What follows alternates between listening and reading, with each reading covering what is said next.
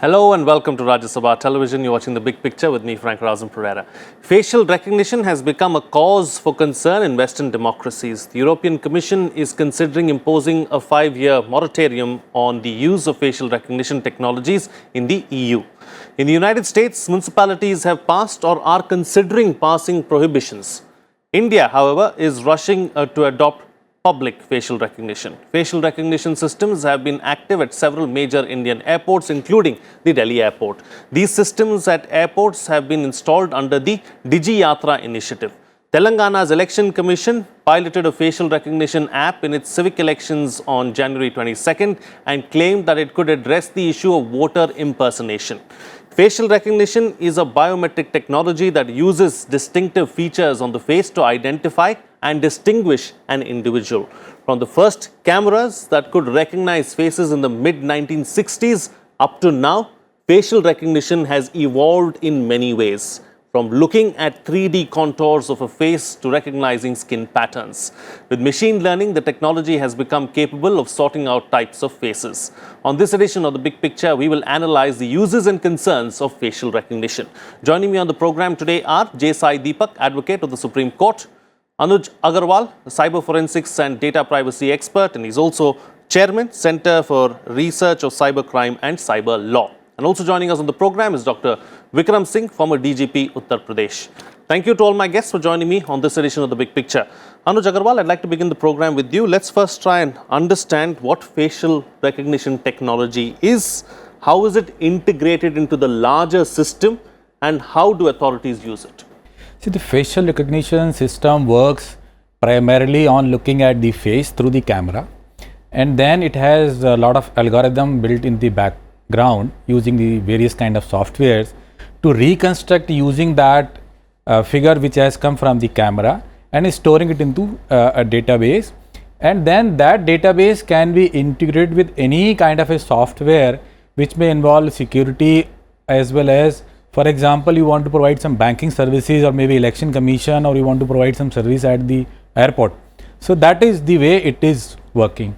Now the challenge here is that the face may be covered or it may have different facets. For example, somebody has grown a beard, somebody has aged from where the last time the face, the photo has been taken. So those kind of things are also there in the software to take care. And this is becoming one of the good way to really recognize a person without fail. So I think this is one of the good upcoming technologies. Okay, all right. Dr. Vikram Singh, how is the technology used by the police and the authorities? Does it make the lives of the cops simpler? Well, I would say that it does make the life very simple in the sense that you have just 144 constables per 1 lakh citizens, which is a very pathetic kind of a ratio. And this is a force multiplier, an excellent technology. Like any technology, it has its infirmities too. And the first infirmity is, like any technology, it is not infallible. There are hiccups, there are certain things but as a force multiplier, it is a success story in very many countries. I would not like to name them for obvious reasons, but it is a success story. But anything that has a success rate of almost 75% is good enough to be implemented and adapted. Take the example of photography. Do you think for a moment that photography is infallible? No. There are those who put on, undergo plastic surgeries. There are those who put such gaudy and heavy makeup so as to conceal the important parts of their physiognomy, so as to conceal and get away from proper identification and identification parades. These are common happening things in identification parades that happen in the course of investigation in jails and in the courts.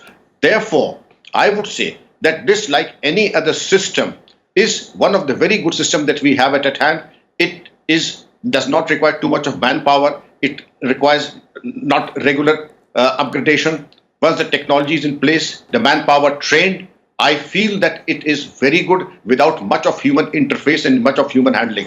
And wherever it has been implemented, whether it is authentication or recognition or both, I think it is a success story and needs to be implemented faithfully everywhere. It comes at a cost. Obviously, artificial intelligence and cloud computing do not come cheap. Upgradation also comes at a price. But I think we have experts who can tell us how best to take it forward, and I think this is the way forward. We cannot compare ourselves with European Union. Their problems are different. Our problems are very different. You have a problem at hand in Delhi, and I wish we had some system like this. We would not have cut a very sorry figure as we are doing now.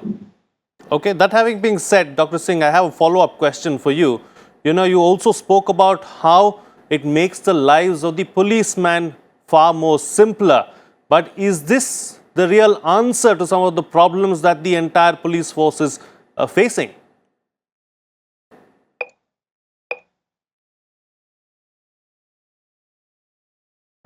Dr. Singh? Can you hear me? Yes, go ahead. I was saying that I really don't know if the audio dropped or not, but I would say that it is a technology that's worth adapting. Like any technology, it has its infirmities and strengths. But I would say that the strengths far outweigh the weaknesses. It has been a success story in very many countries. Our problems are very different from those of the European Union, and European Union can have their own roadmap, but we have our own priorities and position. We just have 144 constables per 1 lakh people. Correct. And therefore this force multiplier is now no longer an option. I think we need to implement it, and the earlier we implement it, the better. Okay. Had we had these positions, Dr. these Singh, things in we position, heard that we would out. not have cut such a sorry figure. I'm sorry to cut you short, but we heard that out, and we heard your entire, your entire opening remark as far as facial recognition technology is concerned. But I had a follow-up question. You spoke about how this can make the lives of the policeman far more simpler. But is this the answer to all the problems that the police force is facing? This cannot be the total solution of all the problems, but a major solution to major problems. Obviously, no single technology. As a learned speaker had said, we are capable of changing our facial features. We can conceal and camouflage our facial features. We can undergo plastic surgery. We can also put on certain heavy makeup to conceal ourselves. Therefore, it has to be doubled up with human intelligence time and again. And in the most sensitive areas like VVIP security, it has to be doubled up with human intelligence and human complement as well. Okay, all right. J. Sai Deepak, let me bring you in. You patiently heard out both the panelists ahead of you. But let's talk about regulation as far as this particular technology is concerned. It's still in its nascent stages. Do we have sufficient regulation as far as this technology is concerned? So regulation, according to me, would involve, at least based on my limited understanding of the scope of use and the nature of the technology, would involve the following questions. One, what would be the sources from which images will be collected to create this repository or this database? And if this information is sought to be collected from, let's say, social media profiles, let's say Twitter, Facebook, Instagram, so on and so forth, then what kind of relationship would these private entities have with security agencies, and how would that reflect in the terms and conditions? And would those terms and conditions be fairly transparent in recording this particular fact that these images would be made available to enforcement agencies? Now, the fact remains that even otherwise, it is assumed and naturally to be assumed that when an enforcement agency seeks information with respect to a particular profile, then any of these private entities have to hand over that particular information as long as it comes from the competent authority. But will that information be sought under a specific arrangement, or will that be just sourced directly from publicly available profiles? So that's one. Second, what kind of safeguards will be put in place to ensure the integrity of the repository of the database which is created, so that it doesn't leak out, or it is not privatized, or it's not monetized? That's point number 2. Point number 3, assuming that this were to be ultimately used in a court of law during the course of a criminal trial or any particular legal proceeding, what kind of reliability or, let's say, admissibility in terms of standards would apply to this particular evidence? That's a question that we'll have to ask and answer. But I have to agree to a significant extent to what Dr. Singh has said before, that the way forward is certainly to use more technology, particularly in a country like India, given the size of its population and given that we are understaffed heavily. So we can't be analogous as far as this particular issue is concerned, and therefore more technology is the way forward, provided there are sufficient safeguards to address other concerns as well, including privacy concerns and whatnot. Okay, so there is no two ways about it. From what little I've understood so far, the 172-page document that the government released, the NCRB released, does not throw too much of light in terms of the regulation subject to which this particular system will be used. But I think that cannot be the scope of that particular document, because the document was meant for the consumption of providers of that particular equipment as opposed to the regulatory protocols. So I think the government is hoping to address the question of privacy, the question of the legal framework through the privacy regime, through the data privacy, let's say, protocol that we are actually, I think we are still in the process of looking at. So that could perhaps be the answer. But the pace at which we are incorporating technology which could have a bearing on privacy seems to be more than the pace at which we are actually putting in place the mechanism to protect privacy. So perhaps these concerns the government will have to address, because the government certainly has what is known as a legitimate state interest in the introduction of these technologies, because that falls within the broad police powers of the state. That is something that cannot be done away with. But how do you balance that with the constitutional requirement to protect a right which the Supreme Court has come to recognize as a fundamental right? These are two specific things that I think the government has to walk a tightrope on. And I have read a couple of news reports as well as a couple of policy papers where they are merely asking the government at this stage to reveal its mind with respect to what is its policy going to be on the question of privacy. Perhaps that is a question that the government must answer as quickly as possible, because if they don't do so, then the fear that this particular technology could be used for purposes more than what is stated publicly could be reinforced and strengthened. And given the current atmosphere, I don't think the government should feed that kind of fear, and to try and address those questions as transparently and as expeditiously as possible. So this is something that I think the MeitY as well as the MLJ must make an attempt to address. Okay, all right. Let me take a point that J. Sai Deepak was making forward with you, Anuj Agarwal. So where this information comes from, how this information is going to be used, where is it going to be stored? Of course, we trust the government, but what about the private sector? See, this is a very big question, because when you store this kind of a data, the size is extremely huge, and it is not only 1 or 2 points where you are storing, and there would be at least thousands and thousands of points of collection. Now collecting so much huge data and then storing it for any kind of a meaningful image recognition later on will require huge network and huge data storage, which at this point of time is definitely not available in our country. We are even not able to store a typical government data by the NIC and the government agencies, and we are taking help of the international cloud service providers, which is again an issue. So at this point of time, the infrastructure is a major bottleneck and major issue. Second, obviously the security of that data, because so far we have seen that there had been breaches in data across the world, including the bigger security establishments in US and other places, including some of our country's sensitive installations. So this is another major area that unless we have a security framework which can give that kind of a confidence to the people, that becomes a major issue. Third, obviously the utilization, that if you store that data, if you collect that kind of a data or the faces, because it can lead to some sort of a misunderstanding, especially as Mr. Deepak said that the agencies may collect data from social profiles. Now all the data which is there on the social profiles is usually concocted. It has absolutely no authentication. Anybody can put anybody's photo and say it is my profile, it is my data. And all those videos which we see on the social media, many of them are doctored and no one really knows. So that's the third issue, which first of all we must understand and address, that how they can be tackled. So the privacy is a major issue, and fourth is the training. Now, okay, consider that everything is in place, the technology, the data, the security. How it will be utilized, whether we have people who are trained enough to understand the nitty-gritties of this kind of a data, are they sensitized already? So I think this is a very long way to go. Yes, it may help as a force multiplier, it may definitely help say in VVIP duties, but using it as at airports or for elections, it seems to be a little far-fetched. Some controlled experiments may work, that's fine when you have a very small sample data, 1 lakh people, 50,000, 20,000 or maybe 1,200 or 2,000 people at a particular booth. So that becomes easy. Or at an airport, which is obviously a very controlled environment.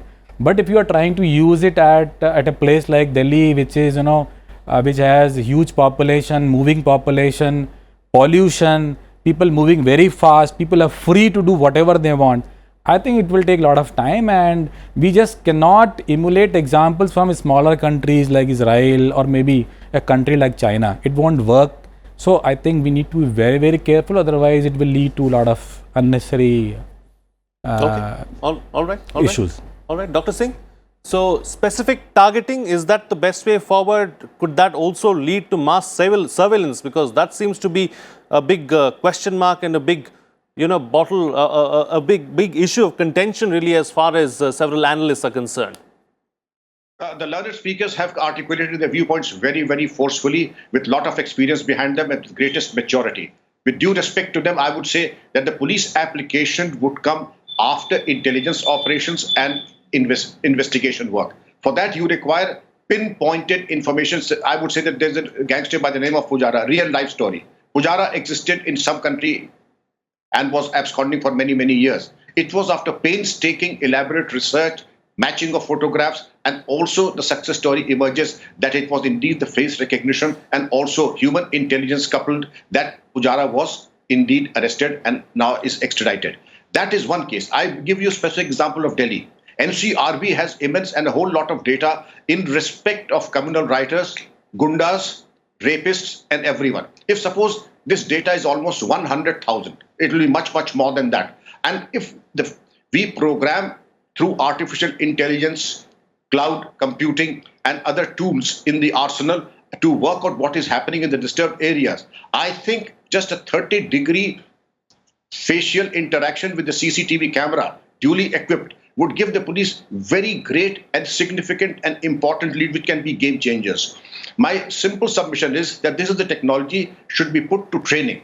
One learned speaker before me said that training is important. Yes, training is most important, because if there is no proper training, it can be put to disuse, misuse, and not optimum use. So before it lapses into misuse and disuse, proper training with those who have some background of IT work, some background of handling IT material, and also are interested in the task rather than thana work. They should be tasked, trained, and then motivated to do this task. Because it's a sensitive data, storage of this data, so that it doesn't fall into the wrong kinds of hands, because it has tremendous potential of being misused for blackmail and other nefarious activities. To that extent, I would totally agree with my learned speakers that the constitutional mandate of right of privacy will have to be safeguarded and ensured through letter and spirit. But the wonderful tool that we have at our hands, I think we need to give it a try, because it is a success story in very many countries. If it has been made successful, obviously, there cannot be cut and dried solutions for Israel and China, and there cannot be cut and dried solutions for India. We have to customize this technology for India, and I think we need to give it a try. Okay, we need to give it a try. Let's have specific targeting and see how it goes, and then probably learn as we go along the process is also what the panelists are suggesting. But J. Sai Deepak, you touched upon it in your introductory remarks. Dr. Singh also spoke about it, right to privacy. What about an individual's right to privacy here? So let's put it this way. Since you referred to mass surveillance, the one thing that we have to understand is there is already mass surveillance thanks to the fact that there are CCTV cameras everywhere. Okay. So I don't think facial recognition is strictly bringing in an element of mass surveillance which already does not exist. This is primarily a compare and contrast tool meant for identification based on existing information, or to create a repository on the basis of which the process of identification can be accelerated. So assume for a moment that there is a CCTV camera in a certain place where a certain crime or an offense has been committed. As opposed to people spending time in trying to identify a certain person, in the absence of a certain database, the idea is to provide a certain backend on the basis of which the software can perform this without human intervention. And to that extent, if you limit human intervention, human error is also reduced, and also motivated human intervention can also be reduced to that particular extent. Of course, this is something that I say without getting into the pitfalls of this particular technology or its drawbacks or its limitations at this point of time. I'm merely saying the use of the word mass surveillance with respect to this particular recognition system may be a bit of a hyperbole, because it may not be something that is limited to this, that it already exists. That's point number one. Two, is it necessary for India? I would certainly say it is necessary for India, but as you said, I don't think it can be the silver bullet to all the police reforms that we need. Three, whenever you're looking at these kind of issues, there is always a certain amount of compromise that we make. That is, what is societal interest and what is the extent of encroachment with respect to individual rights. That is always the compromise and the balance that you strike. So there is no doubting the fact that with this particular technology, perhaps there is a bit more of concession that we give with respect to individual privacy. But is that necessary? Is that warranted? Is the extent to which that concession is made proportionate to the kind of benefit that we get at the end of the day is the simple question.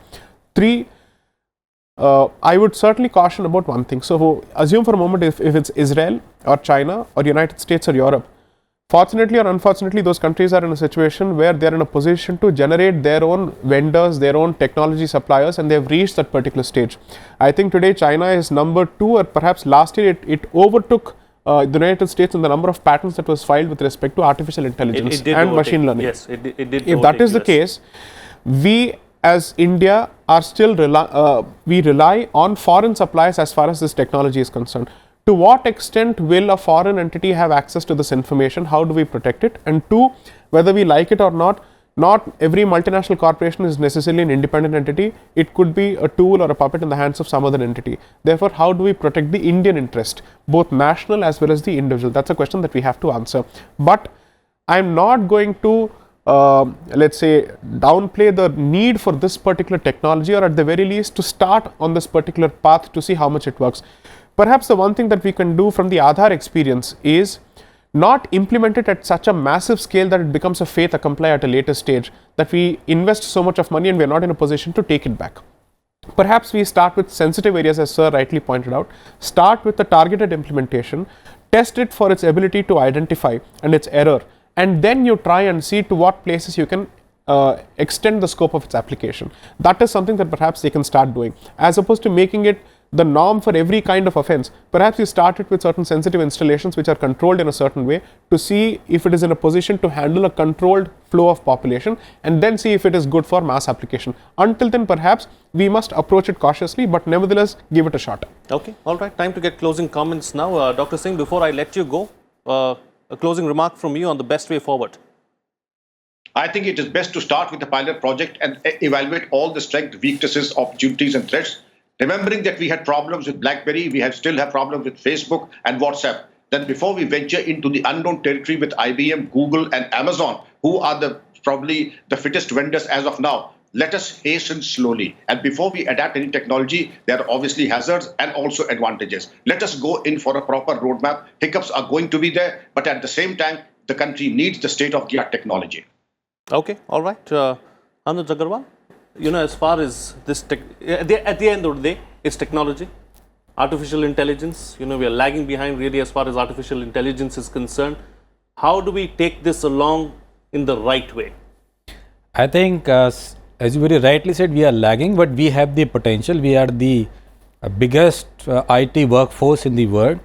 So maybe this is the right time for us to start experimenting with our own technology.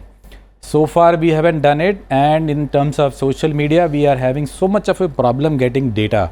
For criminal investigations, the support from Facebook, the Gmail is absolutely nothing. It's not at all coming. Now this is going to become another such area where the data is collected using their technology, some international vendor. It is mostly used, stored using their cloud servers. So you will have some or the other problem in effectively utilizing it. So this is the right time to go start with your own technology, since you are starting. You are not already there. Once you are already there, you will have your data given, your technology given, you will be in their hands. So just hold on, put a little serious effort. This is not something which we cannot do. We can do a rocket, we can do a nuclear bomb, we can do a artificial intelligence for this technology also easily.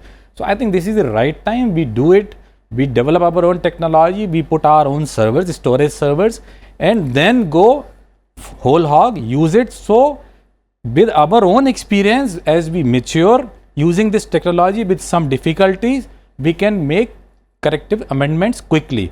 Otherwise, the vendors will push whatever they have successfully utilized in their countries. We will just be consuming halfway, and the results will be, I will not say disastrous, but of course, the return will be much lesser than what is expected, and people will be extremely unhappy, as we are seeing, especially the police forces, which are extremely unhappy with the social media experiment. Everybody is using, except police is not getting information from them. So I don't want this kind of a scenario to develop. Let's take your own time, maybe 6 months, 12 months. Go whole hog with Indian technology only. There is absolutely no way to depend on the multinational technology. No way. Okay, all right. And Jay Sai Deepak, close the show for us with your concluding remarks. With proper safeguards, I think it's a technology that is much needed for India. But I would fondly hope that we at least embark on the process, or at least on the path of indigenization when it comes to critical technologies which have a bearing on privacy. And perhaps it's time for the government to take R&D on this particular issue fairly seriously. And when we have the best of brains which seem to be occupying the highest of positions in these organizations from whom we are buying this product, why don't we try and develop this indigenously from within the country as much as possible, so that our reliance on foreign technology as well as our faith that we put in these foreign entities is brought down to a significant extent. I think, as Sir rightly said, given that we have the largest IT workforce, perhaps it's time that we started delivering the goods by coming out with products more than just services. Okay, all right. On that note, then we'll call it a wrap on this edition of The Big Picture. Thank you to all my guests for joining me on the program and putting things into perspective for us. What's coming out of this discussion is that it is critical technology. It's technology that we would like to be seen being developed here within the country itself. Probably the government also invests heavily in R&D and takes it forward, like we've seen with ISRO and the nuclear bomb as well. So that's the best way forward, is what the panelists are suggesting. It's a technology, it's a nascent technology. There's still a long way to go, but with the right kind of direction and with the right kind of push, we can ensure that it is the best technology in the hands of the government, is what the panelists are suggesting. With that, it's a wrap. See you again next time.